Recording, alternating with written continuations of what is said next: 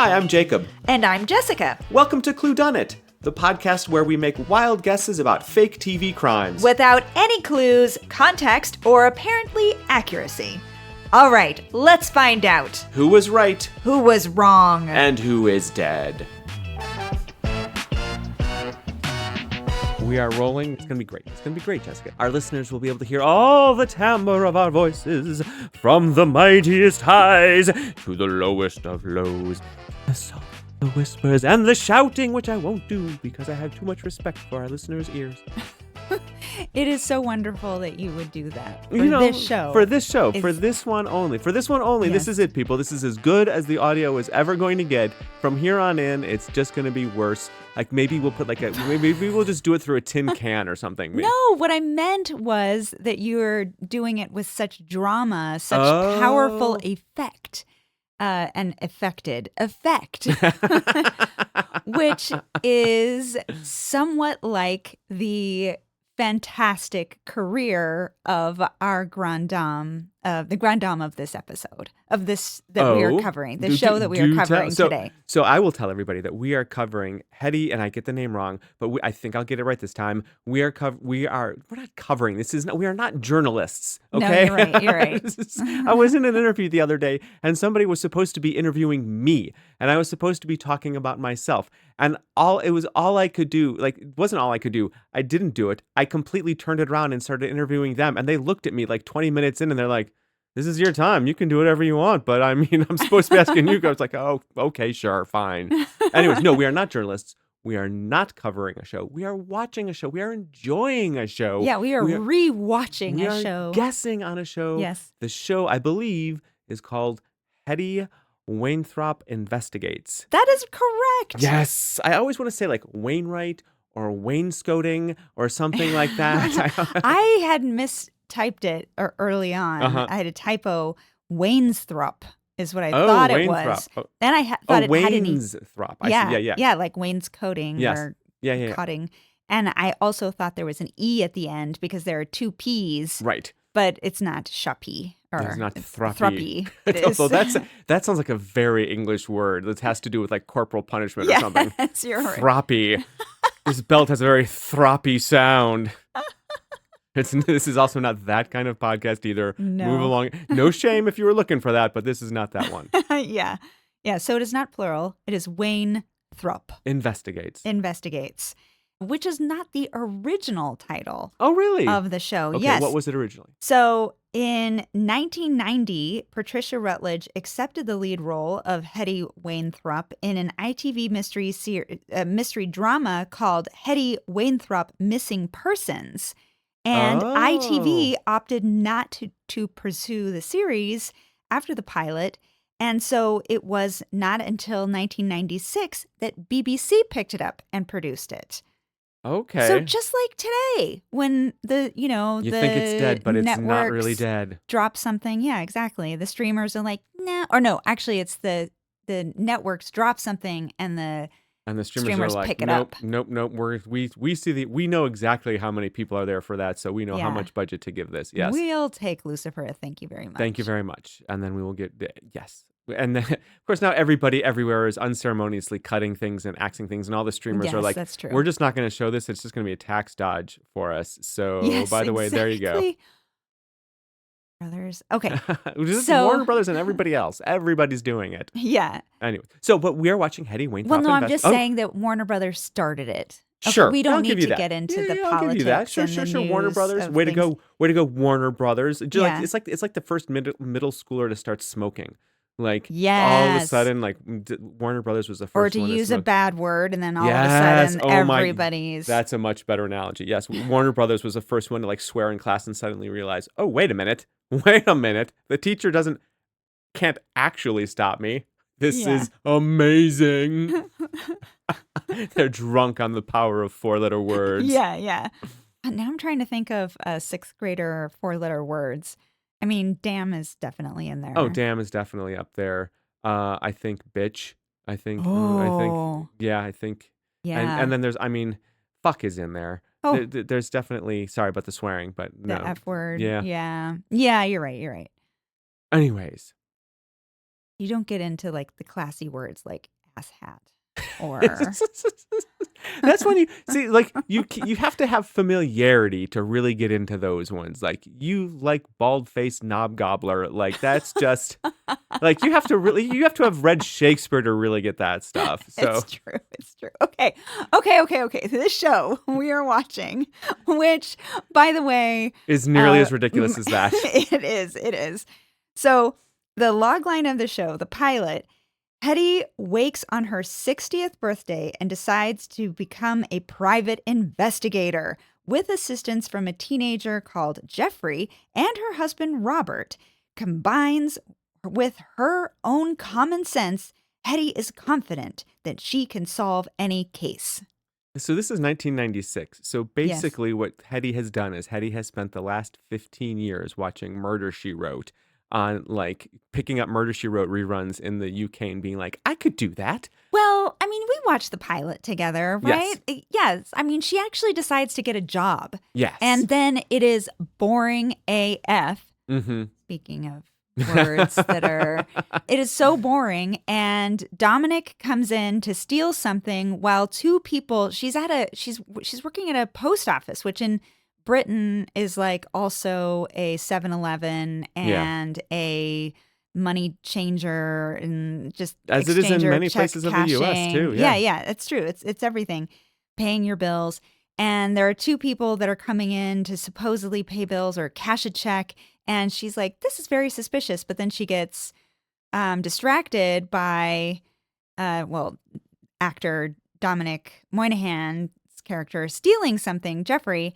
And she goes and follows him and then recruits him because who's the guy in Oliver who Fagin? She's like the Fagin character, kind of like No. recruiting. Well, she's not bad. She's not bad, but yes, especially in the pilot, She's she got kids on the definitely recruits streets. kids. Well, I mean, it's also Sherlock Holmes. Sherlock Yes, Holmes you're right. had his The Baker Street irregulars. irregulars. You're right. Let's not make her Fagin. Let's not make her a villain. Yeah, although we she's do not. have to talk about her sheer obliviousness sometimes. But anyways, yes, basically the 60-year-old woman, like she should be a pensioner, but she's bored. She doesn't want to have a normal job. She wants a little excitement in her life. And like you get the sense, and I'm not sure, maybe you've watched more of these episodes than I have, but you get the sense that she is someone who has basically been a stay-at-home mom, like a stay-at-home wife the entire time. Is she's just like, I want to live. I want to go out and have my own things and have adventures. She wants to have some meaning and adventure. Yeah. And that, it's not staying home with her husband, who has also just basically retired. Yeah. She's like, I'm not going to find a lot of meaning sitting around here with you. Sorry. But I mean, they do go on vacation. They do go on vacations. They have a very loving relationship. They also have a very lived-in relationship. Like, good job to those actors, because like their relationship is like, oh no, you have been together 40 years and you do know exactly how this person likes their eggs and also everything that will drive them batty. And they're like, when you can ignore what they do, that's just like, whatever, Bart, I'm just not going to listen to you on this one. Yes. Yeah. And they're sort of along those lines. They also live, apparently, I saw this as a note that, so this show is based on a book written by the creator of the TV show. Oh, so they wrote the I said she. I don't know what he. There you go. See, so he wrote the TV show and then he wrote a book. Yeah, and he wrote a book called Missing Persons. It was vaguely based on his mother, and the character in the book apparently is a little bit more well off than Hetty is. Hetty is very working class. Very working class. Yeah. That might come from her previous character that she had played after 1990 when ITV dropped the show. She started and premiered in Keeping Up Appearances, which for us small screen TV watchers is probably where we know her from. Small screen TV watchers, I think we need to make this a little clearer. Like PBS aficionados. Like, this was one of those British sitcoms that came over on PBS that was just like, oh my gosh, this is so funny. And a lot of us just looked at this and was just like, this is funny. What happened to Monty Python? Didn't the Brits give us Monty Python? What is this? Yes.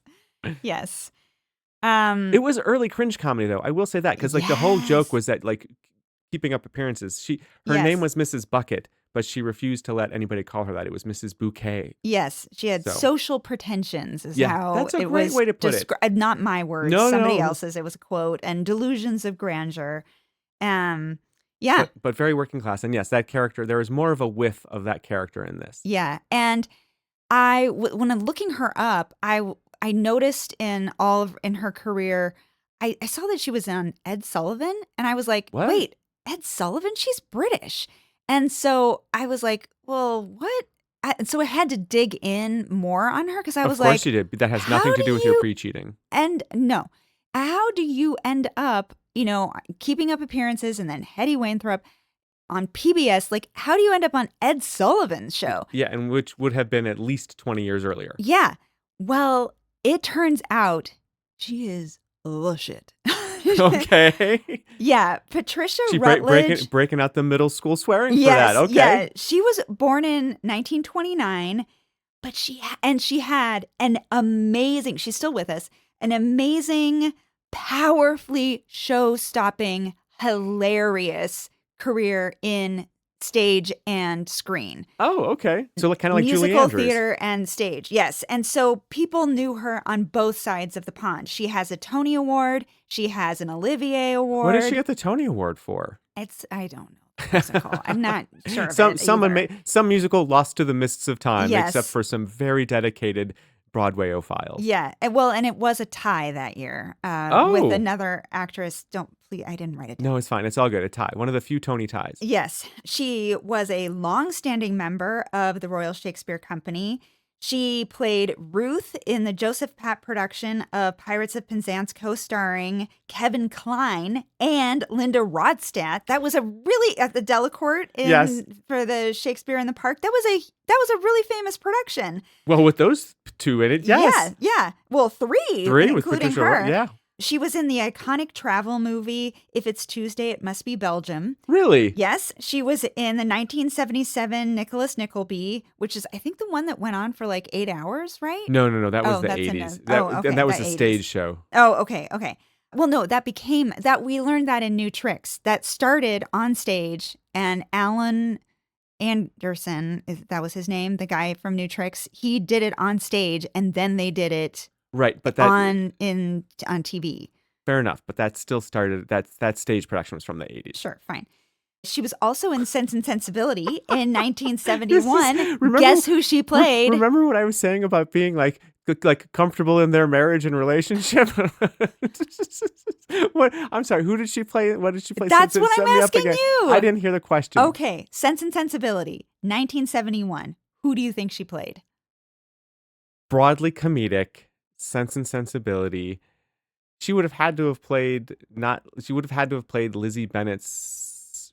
Oh, wait a minute. Sense and Sensibility. Mm-hmm. She played the younger sister who married the soldier. No. She played Mrs. Jennings. Oh, she played the mom. No, the woman who takes them to London and has all the gossip. Oh, I'm sorry. I went Pride and Prejudice. Olives? I was thinking Pride and Prejudice. No, Sense and Sensibility. Yes, I'm sorry. Oh, my goodness. Okay. Yes. No, of course she played Mrs. Jen. Oh, she's very good at winkling. Yes, exactly. And, okay. And then, oh my God, I was so excited by this. She was in the original cast of Noises Off. Oh my God! In the West End, she is now your hero. Do you know who she played? Okay. Oh, she must have played the maid. Yes, or the housekeeper. The housekeeper, yes. Yeah, Dottie. Yeah, yes. Who was having an affair with Gary the sardines. Yes, and take the sardines. Yes. And remember the newspaper. Yes. Yes. Oh my Lord! And okay. You made could not have loved her love anymore. with her even more. More than Noises Off. Okay.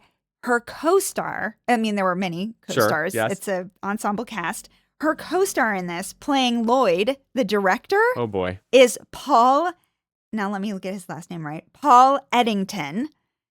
I have no idea who that is. Who plays the minister in Yes, Minister and Yes, Prime Minister. Oh my God. And I was like, oh my God. Oh my God.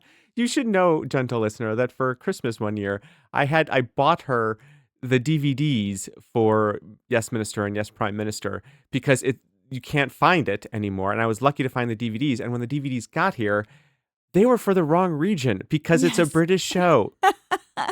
I had to do some. I won't say it was. Let's just say I had to do some work to transfer that to our library so that she could watch them. And then you got me BritBox for my birthday that year. Yes. That next year, and And it's on BritBox. So I was Regardless, very we own happy. them now forever. But yes, that was, because it can go away. So if it's on a streamer, now- it can go away at any minute. Now I own them. See our previous comments at the top of this episode. Yes. Yeah, so I love her in so many other things. She was in Candide. She did, and so many other things. She was a classically trained singer. So she did, opera, she did musical theater, and all the reviews of her, everyone was like, show-stopping. She just would bring down the house, like hilarious with just a word, the way that she would sing or say a word. And it would have so much passion and meaning in it, but also be like tear you down, like fall out of your chair laughing, funny. And so when she came to TV as in Keeping Up Appearances and in this show, like everybody just must have felt like they were, watching the golden age of television. Yes, because please make me laugh. Yeah, I'm going to laugh at it. Okay. So clearly this American needs to go back and rewatch some of those shows with a different eye. Yeah. So 2 weird things about her life. About her life. I thought you were going to say about her character, because we could talk about her character. Well, I'll leave that to you. But so weirdly, everybody always has some epic flops in their career if they fly as high. Yep. Nobody bats 1,000. Yeah. So very compelling. Among her Broadway forays, because there were a number, was the legendary 1976 Leonard Bernstein flop 1600 Pennsylvania Avenue, in which she portrayed every U.S. First Lady from Abigail Adams to Eleanor Roosevelt. My jaw is on the floor. I know. When I read that, I was like, somebody please dig that out. How did that flop? I know. She's so amazing. How could it have been so terrible? And I bet it took itself way too seriously. I bet it was not actually trying to be a comedy. Yeah, I wonder who wrote did Leonard the book Bernstein. for it. But he did the music. He didn't do the book. Oh, that's a good question. I don't know. The book must have been just... See, I'm hearing this all new, Jessica. I can't help you. I don't know. Me neither. And then in 1981, she was in a musical called Say Hello to Harvey, based on the Mary Coyle Chase play Harvey, which closed in Toronto before it even made it to New York City. Wow. Like Harvey, about the rabbit, right? I mean, it's not technically a rabbit, but yes, it's a rabbit. Yeah. And the guy's... The invisible rabbit. Yeah, the invisible that only rabbit. He can see. Yeah. Yes. So 2 things that, like, on paper just seem like knock it out of the park. You've got her on board. You've got her in the cast. Great. We're doing this. We're doing it. Yeah. Hey, she got paid. Yeah, exactly. Or at least I hope she got paid. My goodness, I hope she got paid. Yeah. And so this show, as we mentioned, stars her. And then also Dominic Monaghan, as I mentioned. Yes, playing who always Jeffrey. Sounds like a politician. Like Dominic Monaghan sounds like a politician's It name. does. Yeah, it does. Definitely somebody from Boston. Yes. So he is a British-Irish actor who lives in Los Angeles. Because the guy has been in every major franchise. Is this like Hugo Weaving? Is he as big as Hugo Weaving? What has he been in? I know the one thing he's been in. Yeah, Lord of the Rings. He was one of the hobbits. He was Merry or Pippin. He was Merry. Okay. Yeah, Brandy Buck. And then he was in Lost. He was a major role in Lost, 2004 to 2010. And then he was a young mutant, Chris Bradley, formerly known as Maverick, in the X-Men Origins. Okay. And then he played Beaumont Kin in the Star Wars Rise of Skywalker, reuniting him with J.J. Abrams. Really? Yeah, I did not. He must have been on screen for like a split second. I don't remember that at all. I don't either, but you would have recognized him. I would not have. Freaking everything. Yeah. Like, what is the guy not in? I mean, maybe not Lord of the Apes or what's that show called? the Apes, Planet of the Apes. Planet of the Apes. Yes. Yeah. I mean, but who knows? Maybe he was, and we just maybe didn't he see wasn't, him. and we just didn't see it in the IMDb pre-cheating. Yeah. He got his mother is Irish, and so he just got his Irish citizenship recently. I don't remember what they thought recently was on Wikipedia. But I will say that in this TV show, he is a little itty bitty baby. yes, this He is his first thing. And he looks like they plucked him right out of high school. Like, this is not like a 30-year-old playing high school. Like, this is No. like, he looks like he's in high school. Yeah, very young. Well, this was the 90s, and he was born in 75. So he would have been in his or 20s. 76. 76, yeah. So he was in his 20s. Oh my goodness. Well, he looks younger Or no, than that. 90s. No. This was 96, I was in high right? school. This was 1996, right? This is 96. So he would have been just 20. graduating from college. Okay, yeah, you're right. Yeah. Oh, thank goodness I can still do math. My goodness. Yes, no, I you know can it's been a always long do math. Sunday, but at least I can still do math. Yes, yeah. Her husband, the character, Who I love. I love this husband. Robert he is so frustrated with her. He's just like, what are you doing? He never calls her a silly woman. You know what I mean? He never Well, then we turn the show off. That's what I'm saying. But he is also just like, what are you doing, lady? Come on. What is this? Why are you asking me? Like, this is just ridiculous. But fine, whatever you want to like. But then he always is like, well, that's interesting. When are we going to have dinner? Yes. Can we have dinner? But it doesn't sound exactly like he expects her to make it. But it's, I mean, but he does expect her to make it. Like, Yeah. but this is what I mean. Like, they're so perfect because, like, again, like this is a couple in their 60s. They have been married for at least 30 years, so they got married in the 60s or the 50s. That is exactly who they would be. You know what I mean? Yeah. He's not upset that she hasn't made dinner yet. You know what I mean? Like, he's not controlling in that. Why isn't my dinner on the plate already? But like, he's like.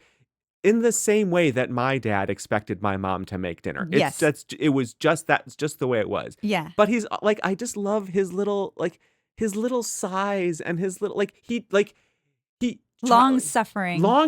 So long. That's a great word.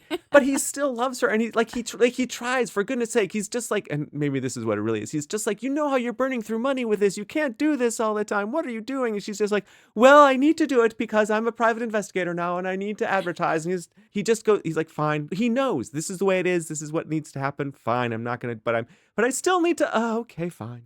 I love them so much. He is right about her marketing, though. Oh, no, her marketing is horrible. She puts a private investigator ad next to the massage ads at the back of a newspaper. No, I think they place it there. She did it because it was that- cheaper. So she was like, we had to do. That's right. So, but the quote is 24-hour service. Are you missing a man or woman? Yes. Did you need to find a man or a woman? Do you need to find a man? 24-hour service. Yes. And so the phone's ringing off the hook, and this is the 90s, so they have to pay for every incoming call, I think. I don't know. As well as outgoing. Yeah, he's great. That actor is played by Derek Benfield, and Robert is the husband's name. Derek is a British playwright, mainly wrote farces. Excellent. And an actor as well. But he's probably best known for this show in his very prolific career and many, many farces. Like, I want to go look them all up. Now I want to find them. Yes, 100%. And it's so perfect that they would be like, oh, yeah, he writes farces. He knows how to do it. Sure. Put him on. This show is not exactly a farce, but it does share one thing in common with a farce, in that it cares nothing for what happens after the end of the show. Like, it's like all hell could break loose and amazing, crazy things can happen. But as soon as it's solved, they don't care.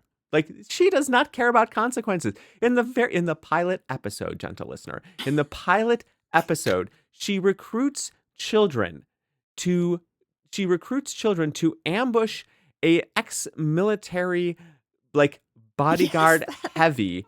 They chase him down in the middle of the night, throw a net on him. He's like a previous assassin, used to work in military intelligence. He's already burned down a house and killed two people. But let's get the children to do this.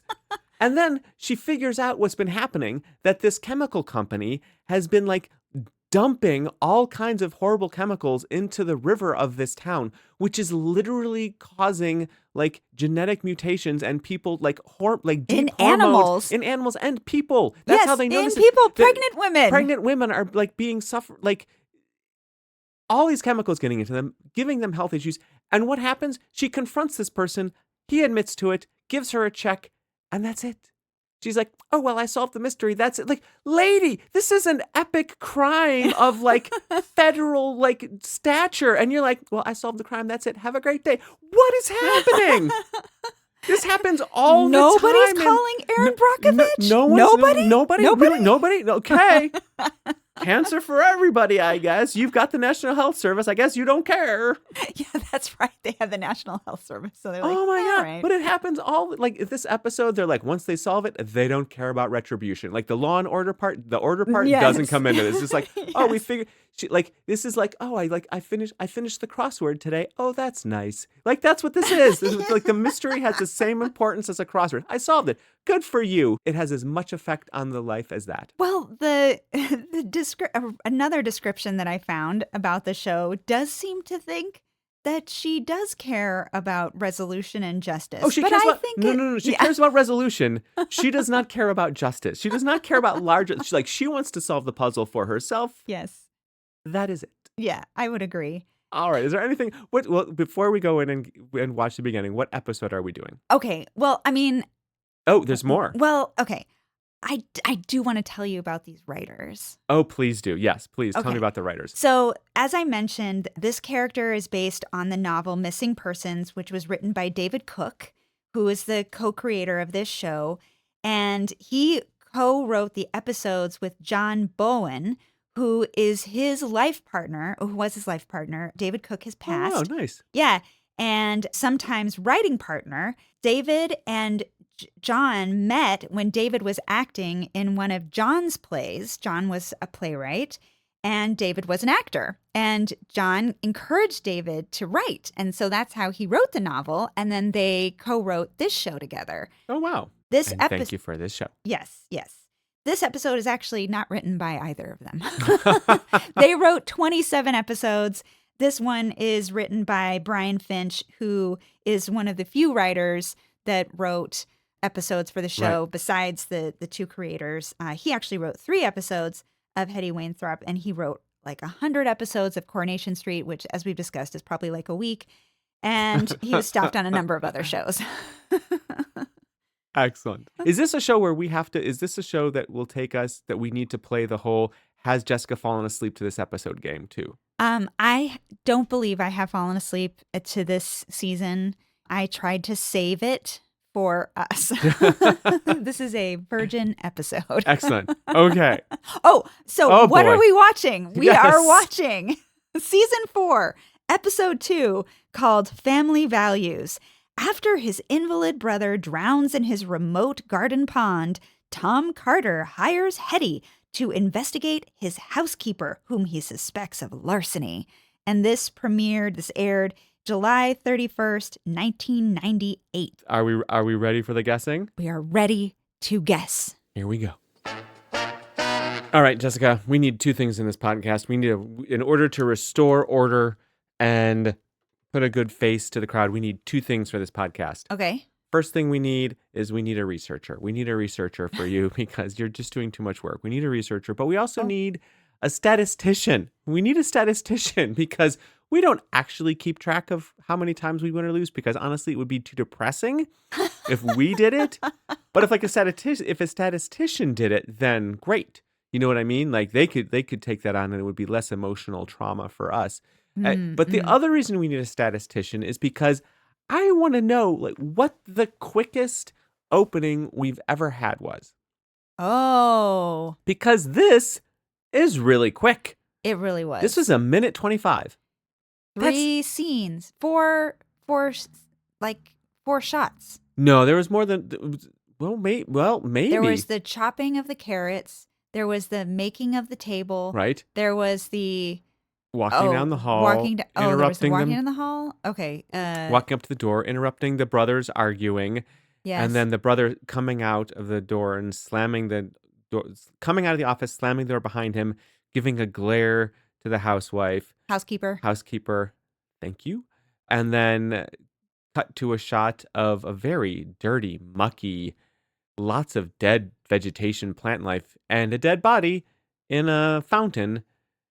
that was ridiculously white. It was It looked ridiculously like blue. It was ridiculously white and blue. It looked like it had been rotting in there for weeks. And like, this yes. is not a hidden fountain in the middle of nowhere. This Well, like, according to the log line, it mhm. is a remote pond, fountain pond.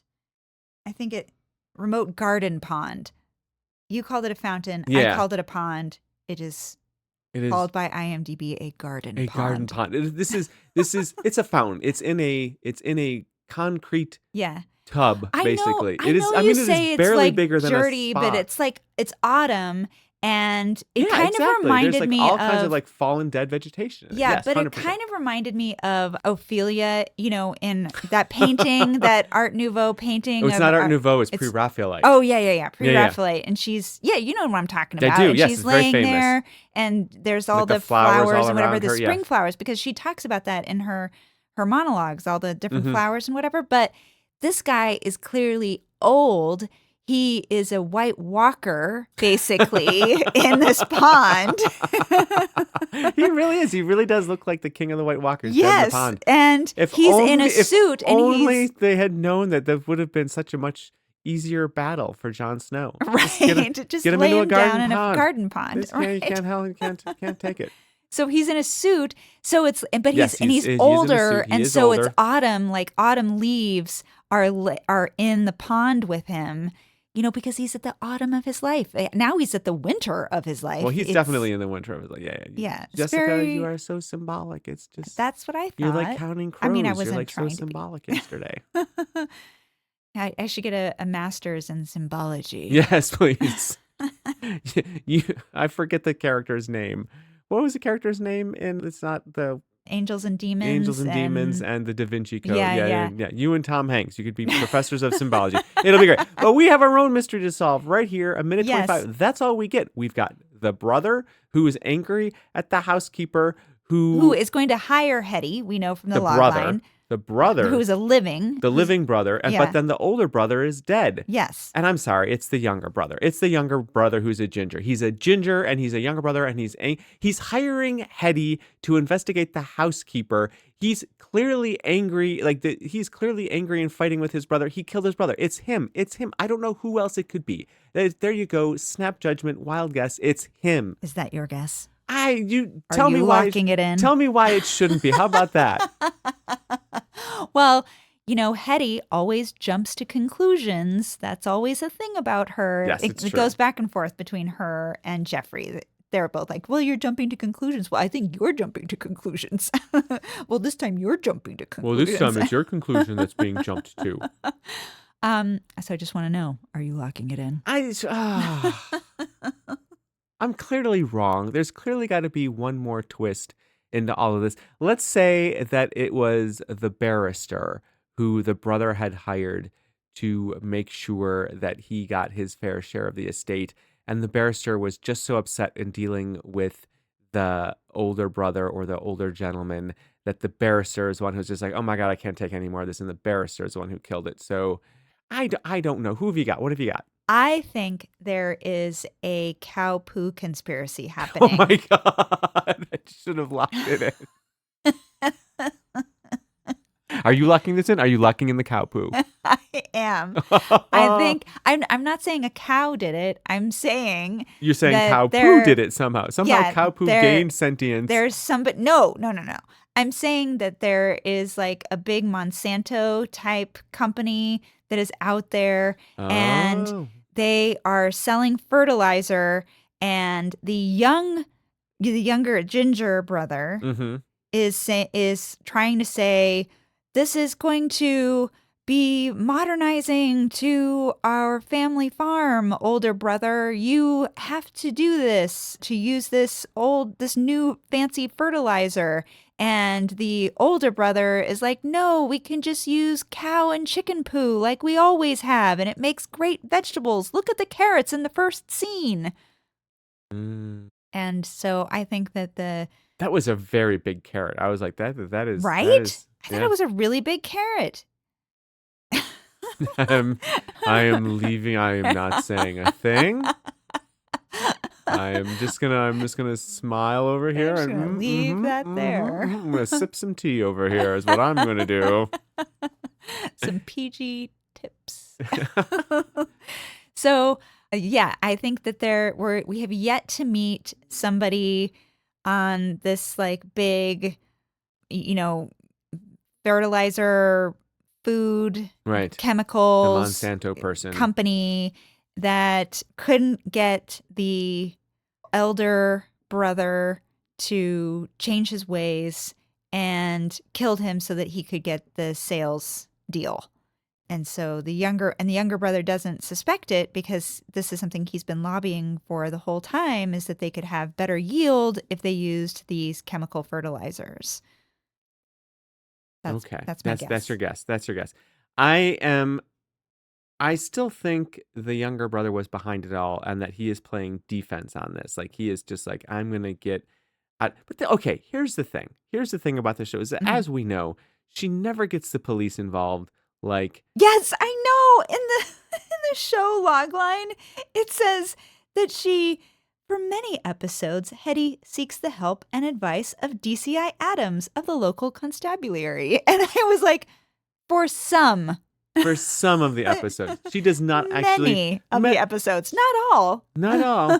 There are times she just doesn't even care. Like I said, plenty of solving, not so much with the justice. Yeah, that's so weird. So yeah, I'm not sure. I still think the brother was behind it all, but I think that this is why I brought this up, is that I don't know that they would do the blatant, like the one who did it is the one, like it's like this is like, would they actually make a whole episode around he who smelt it dealt it? Because that's what this is. If it was really him, he's like, no, I need to distract you and put the focus someplace else. So he's going to call in somebody and say, investigate this. Because he's certainly not going to do this in the whole, like, I'm smarter than everybody else. I need somebody to look at me. Or it could literally be the housekeeper. And they just need to find a proof that she did it. It's not the housekeeper. The housekeeper cared for him. You could tell in his smile towards the housekeeper when she told him that dinner was ready. I agree. The housekeeper cared for him. So I don't think it was a smelt it dealt it type situation. What I think is happening here, that's the t-shirt, by the way. Smelt it dealt it situation. I do think it's a third party, but I do think it's somebody that the brother hired. So I'm either going to go with farmhand or barrister. I'm going to go with barrister. I'm going to go with there was a barrister out there. Barrister killed. And either because like he was a killing lawyer. Yeah, wow. The lawyer because either the barrister wasn't getting paid or the barrister was finding, like I think it was. Oh, but that's like a whole different thing than the barrister wasn't getting paid by the younger brother? By the older brother, by the younger brother, or something like that. But the younger brother hired somebody to do something, whether it was a farmhand or a barrister, but I'm going to stay with barrister. And the person who was doing it was getting frustrated dealing with the older brother and like lost their temper and killed the older brother. That's what I think is happening. So a hired gun. But he wasn't supposed to kill. He wasn't on orders of right. the No. younger There was brother never to kill the correct. older brother. Like no. The younger brother didn't hire this person to kill the older brother. It's just like the person. So now they you're hired. changing your. No, I'm not changing my guess. Because you were going to say it was first. You were like smelt it, dealt it, but now you're no, changing. Yes. Now you're like there is a third party. I am not just going to do a smelt it, dealt it. Yes. There is a third party involved here. I am going with it. I'm gonna say barrister, but it could also very well be a farmhand or somebody like that. But there was some employee hired by the younger brother that did it out of just also out of frustration dealing with the older brother. Okay. That's all what right. I got. All right. Let's see who's right. I'm ready to lose again. Here we go. This may have been the most fifth grade episode we've ever done. Oh, why do you say that? Like from what we were talking about early in the episode? Yes, from what we were talking about earlier in the episode. There were no swears in this episode, but yes, they followed the he who smelt it dealt it rule. They did.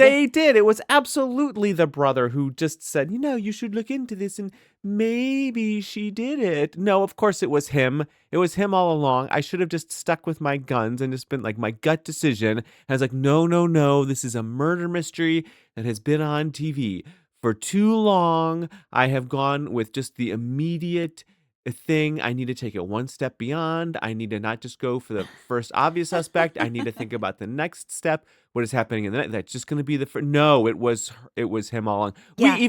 Not only was it him. Yeah. We even get, like, she actually says the famous Scooby-Doo line. Yes. You'd have gotten away with it, too. She literally says that. You'd have gotten... I take that back. She doesn't say gotten, which is like, this has to have been a choice. Because she says, you would have got away with it, too. Which I wonder, is that, like, with the English... Got away. Got away with it. I wonder if that's, like... I wonder now, like, this is how much I look up to English writers. And like now I'm wondering, is my own like grammar incorrect? Is like you would have gotten away with it wrong, or is you would have got away with it, just they're putting it more into the slang and dialect of this northern England town? I don't know. I don't know either. I'm guessing it's dialect. Either way, come on, people. And in all of this too, we learned that BritBox had a completely different log line. Completely different log line. I have told you time and time again. You need to like. You have told me I have time told and you time time and and time time again. again. These like long IMDb log lines, which are just giving you the whole thing. You and your pre-cheating over there. This time I may have learned my lesson, because not only was it kind of giving it away, it wasn't really, because it uses the wrong name. I was so confused, because I said the log line says Tom Carter hires Hetty. And I was looking through the character list, and I was like, there's no Tom Carter in this character list. Who's Tom Carter? And I was like, well, there aren't many people in this episode. Maybe they forgot to list all the other actors, because sometimes that happens. There are like uncredited people, or there are just people that they forget about. Speaking of uncredited, there was an extra in the funeral scene and the wake scene who had, like, it was 1996 or so when they made this. Yeah. And Jeffrey Danny has, like, the most amazing, like, Backstreet Boys, like, dagger. Dominic, yes, Dominic has the most, like, Backstreet Boys dagger sideburns you're right, ever. They are. They are so perfect. I forgot about that. But there's one extra in the funeral and the wake scene who has the biggest walrus mustache you have ever seen. Like, Wilford Brimley's mustache is a But he had a pale shadow he to matched this. it with a full head of hair. He did. Too. He I did. was like, wow, that's a look. Yeah. Yeah, it was awesome. Anyways, I'm sorry, I'm sorry. I We interrupted also got you to have to talk another about hair mustache. thing wrong, because then the brother. Yes, the brother, who is is not Tom. It was Harry. Harry was the brother who would. And he was not that hairy. He was not that hairy. And he is not a ginger. He is a blonde. He was just a dusky blonde, or a dusky blonde. And I think that actually might have been hair color. There was a moment where I was like, that could be like a, a toupee, actually. Oh, no, it wasn't a toupee. I think kind of had a toupee look okay, to it. I will defer to you to all things hair. So if it was a toupee, it was a toupee. Yeah, I'm not sure. Anyway, we should ring him up. Yeah. We should. He might Tell me, not be sir, with are us. you bald? He might not be with us anymore. This was recorded nearly 30 years ago now. Yeah. So. Yeah. But I interrupted you. This is 1998. Oh, this is 98. Okay, so it yeah. was just before he went to go. So Lord of the Rings began filming in 99. So Dominic, Jeffrey, whomever had not actually been to New Zealand or Australia. New Zealand to start the filming. But maybe he did. Maybe they hadn't started filming, but maybe they were like flying people over for auditions. I don't think so. I think that's a stretch, Heard. So she was I mean, pondering this because he plays a didgeridoo yeah, in the episode. Yeah, starts with him playing a didgeridoo. Yeah. And then in another shot, Robert's sitting at the table and there is a boomerang sitting behind him on the fireplace. Yeah, I don't get it. Like, where did that all come from? Because we didn't watch season 3 and we didn't watch the season opener in series 4. Right. So, I mean, it could have come up. I'll go back and watch it tonight, I guess. Will you watch it and fall asleep to it? Probably. You'll get one episode. Yeah. You get one episode before you fall asleep. Absolutely. Yeah. So, okay, but I will read you the well, no, the log line from BritBox. Yes, please. Which is lovely. It's a great log I line. don't know that it would have. It would have No, given us it's still- nothing. it would have given us nothing, It would have and- set the tone because anyway. But sometimes it's hard to, when I'm looking through the episodes, I'm like, what are the highly rated episodes? And then I go to the log line to see, is this going to be something that we can guess on, or are they going to go completely off form? Right. And because that happens sometimes, unfortunately, I don't know, they lean on like a It's a season special, arc or yeah, something. yeah. Well, it's a special episode, and that's why like they get such high ratings on it. Yeah, exactly. It turns into more of a thriller and a shootout or something, which I don't ever want to see Hetty. I don't ever. Oh my lord. Get into it. Okay. Anyway, so this episode says, or this logline says, with some reluctance, Robert agrees to go undercover to help solve a big house mystery. Which Capital B, capital H. right, because there's a locked room mystery, there's a big Yes. house mystery, there's like all these different types. Like, yes, I like that. It tells you what you're in for and what's going on, but nothing else. Yeah, So- that would have been great. And I think I still would have chosen the episode. You know, Yeah. it was rated and yeah. So yeah, the farter did it.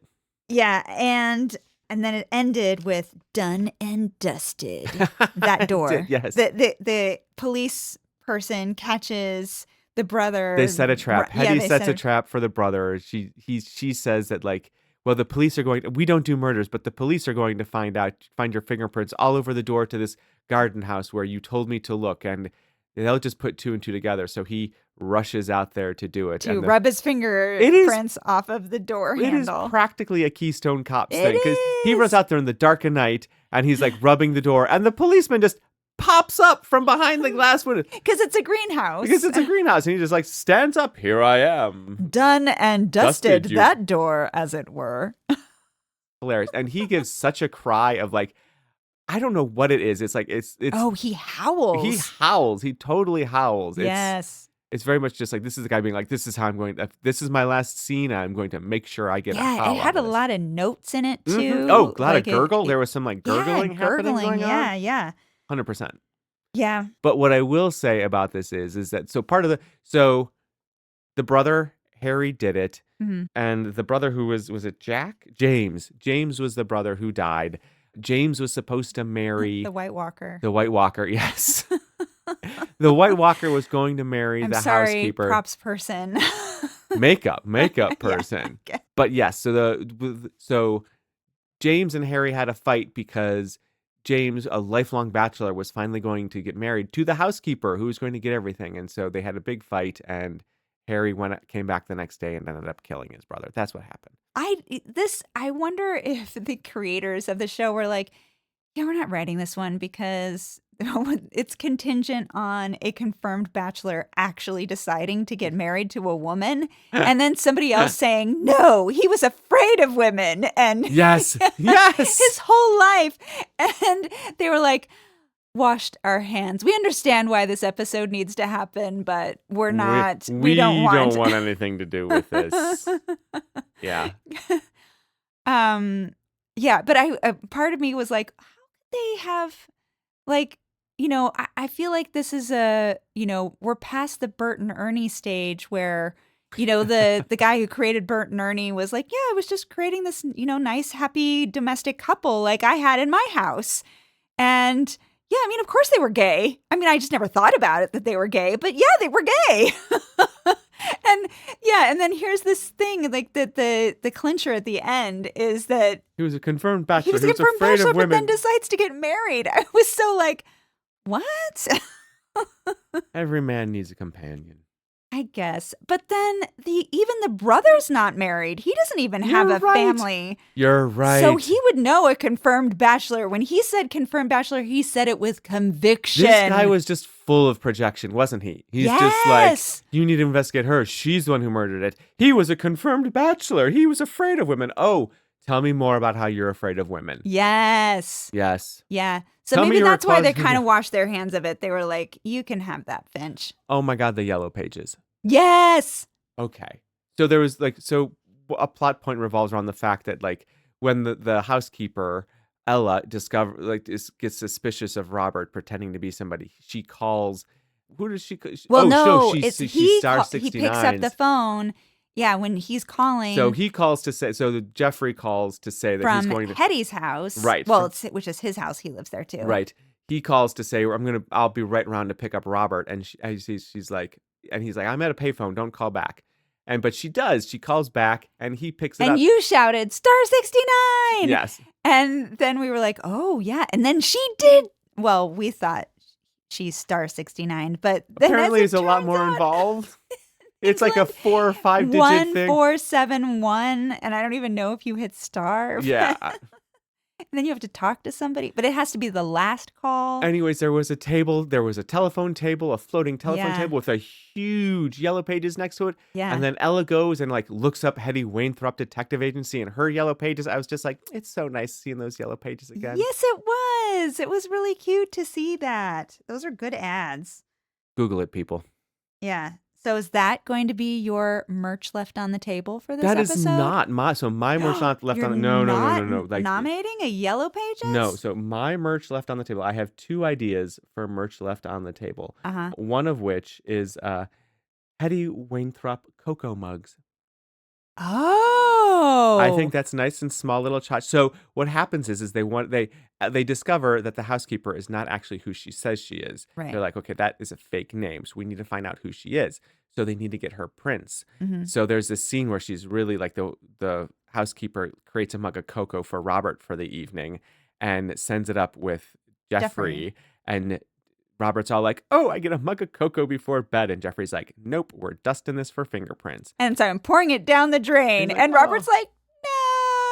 On the other hand, I was like, thank God, because at that point, Ella is super suspicious of them. And I'm like, what did she put in his cocoa? Yeah, and she looks a little vindictive. She took Robert out to the pond. Yes. The smelly pond to look out onto the pond in the distance. Yes, and you thought, oh my God, is she going to kill him? Yeah. But she was just getting him out there so that she could have time to look through his things. But anyway, so yes, there's the Hetty Wainthropp cocoa mug. And if we really want to go big, because that's something you could sell in a bookstore. You know what I mean? Yes. Yeah. But if they're looking for sure for real, like if they're really looking to get into like the housing market or like elder care, I want to have the Hetty Wainthropp chairlift. Oh. Because there's a chairlift in the house, and Robert pretends to be an invalid. He had a horse riding accident, and so he has to use the chairlift going up in between the first and second floor. So those are my 2 merch left on the table. What have you got for that, Herd? Well, I was going to say a Hetty Wainthropp series Rolls Royce. Oh, okay. Now that is definitely not a tchotchke.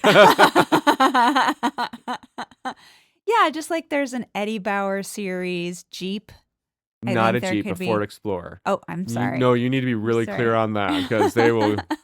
Those Jeep people will not mess around. They'll be like, "Don't, I'm well actualing you, so to save you from some harsher internet spite." Thank you so much. My pleasure. So yeah, I'm just gonna say, just like maybe there's the Magnum PI Ferrari series. Well done. Yes, Magnum drives a Ferrari. Yeah, I think that there could also be a Hetty Wainthropp Rolls Royce series. I mean, it's not her Rolls Royce. It's Harry Carter's. Does that where they get it from? Oh yes, that's right. She says they loan it to her. But it's really it was the Dead Brothers Rolls Royce. I think it goes along with the house, because it couldn't though, because if it went along with the housekeeper would have recognized it. And she didn't recognize. Of course she did. No, she didn't recognize it at all, because she was just like, where'd you get the driver from and all that. Like, she did not recognize it. Well, but then why? I mean, the brother doesn't drive around his Rolls Royce? I guess not. To the house? Or he's just so fancy, he's got multiple Rolls Royces.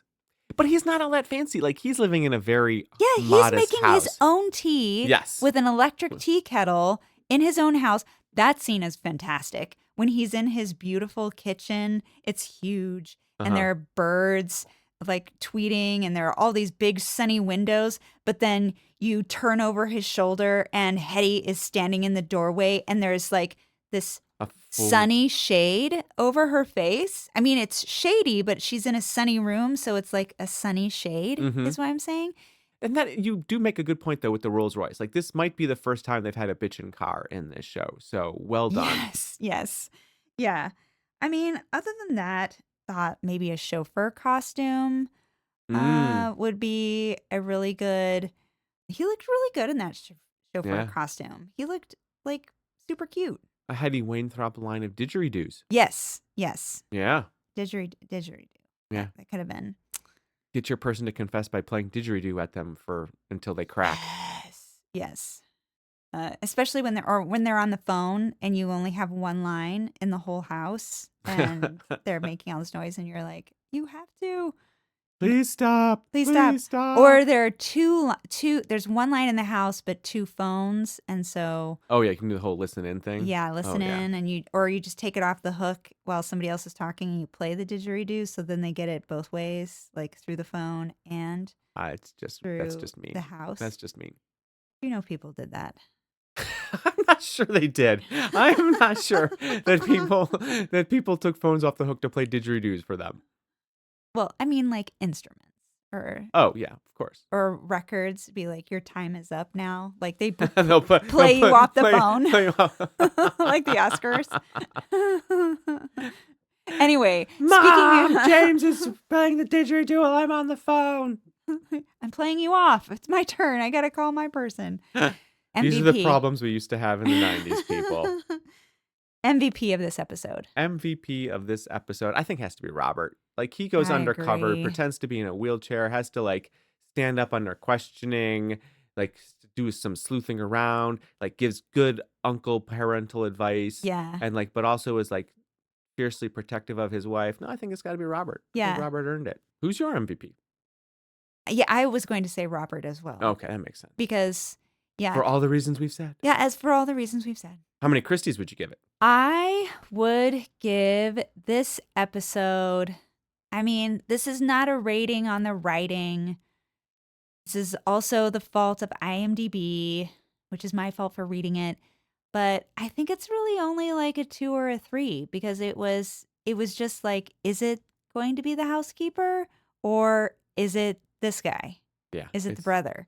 And that it was only the either or. There weren't any other characters that we ran into. We didn't even meet the people at the cleaners. Yes. Yes. We had a 50-50 shot and we guessed wrong. Yeah. So no cow poo involved in this no. whatsoever. No chemical. No barristers. Yeah. No nothing. By the way, I learned that it wouldn't be a barrister who would have done this. It would have been a solicitor. Yes. Yeah, that's always a thing that I'm like, I wish somebody could explain that to me. I'm So sure if I watched Rumpole. Oh, please. I looked it up. Thank you. A barrister is the person who defends you in court, whereas a solicitor is someone who does like your legal documentation. So a solicitor will like be in an office and like make sure your contracts and your wills are good, but a barrister will be the one who's standing up and defending you in court. Okay. Great. All right. There you go. Thank so, you. Yeah, no, would never. Well, I mean, I suppose it could have been a barrister, but in how I was describing it, it would have been a solicitor. You were thinking of a solicitor. Yeah. Yeah. Okay. So not so many. I mean, it's sweet and adorable and a lot of fun and just comfort food. Like, just hand me the popcorn and let me watch it. So yeah, this is definitely a popcorn and cocoa. Oh, there we go. Because I was definitely like, I would like some cocoa now. Thank you. What phrase? We should put something on the like thing like he who like smelt it dealt it on the cocoa cup or something like he who accuses murder actually did it. That something. J'accuse. Don't mind if I do enjoy that Yorkshire pudding. Well, shall we go have some pudding? I think that's a great idea. All right. We will see you next time after we enjoy some lovely pudding of our own. Keep guessing.